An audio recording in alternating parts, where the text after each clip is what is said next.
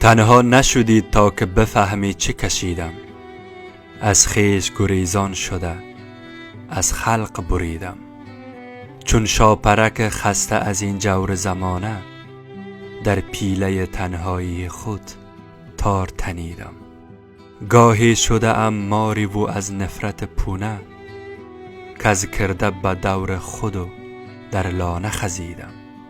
هر بار نفس کم شد از این تلخی دوران، مشتی به دل و سینه زده باز دمیدم. یا میش هراسان شده از حمله گرگی، از گله احساس جدا گشته رمیدم. چون مرغی که از خاطره های قفس خود، بر شاخه باران زده‌ای زود پریدم. تنها نشدی تا که بفهمی چه کشیدم. هر شب به عزای دل خود جامه دریدم.